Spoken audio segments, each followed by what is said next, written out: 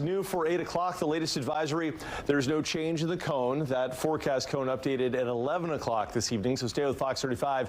But the change in this advisory, the pressure down to 983 millibars, down from 987. That indicates a slow but steady strengthening. It's still a tropical storm, winds of 70 miles an hour, but it's more than likely going to be upgraded to a hurricane for the 11 o'clock advisory. That said, here's the scoop. It's all the way down here west of Cuba. It's forecast to work toward our nature coast, the Big Bend of Florida, on the Panhandle Wednesday morning as a major Category 3 hurricane. While the center missing Orlando, we're still going to catch a lot of the impacts as it's a big storm, and while the center may track here up into Levy and also Dixie counties, we're still going to catch wind gusts over 60, torrential rains out of this thing, isolated tornadoes as well, and that comes Tuesday night into the day Wednesday.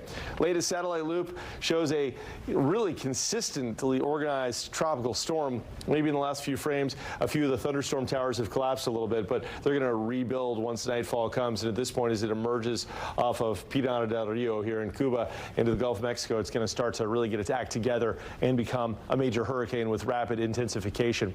There are tropical storm warnings in effect for Seminole, Orange, Lake, Osceola, and Polk counties, meaning tropical storm conditions are expected inside of the next 36 hours. Hurricane warnings for Sumter County, also for western Ocala, Levy, Dixie, Gilchrist, and western Alachua counties. Hurricane conditions there expected inside of 36 hours. Tropical storm watches to the east, so possible, but not necessarily a guarantee. That said, this is going to start having impacts. Let's talk about them here. In central Florida, the worst impacts in the red. So the farther north and west you go, the higher the impact. The farther south and east you go, the lower the impact, like in Brevard County. There will still be impacts for the entire region. We got to put away our lawn chairs, stuff like that. Stuff's going to blow around. 50-mile-per-hour gusts for all. Fast-moving tornadoes a possibility Tuesday night into Wednesday. The steady winds rolling in 11 p.m. Tuesday and exiting by 6 p.m. Wednesday. And by steady winds, I'm talking about 20 to 40-mile-per-hour winds as this then hurricane tracks to our northwest about, say, 75 miles, probably working straight through Levy County. That's where the most intense impacts will be, arriving Tuesday at 11 p.m. there, the high winds, and exiting Wednesday at 11 p.m. 60 to 90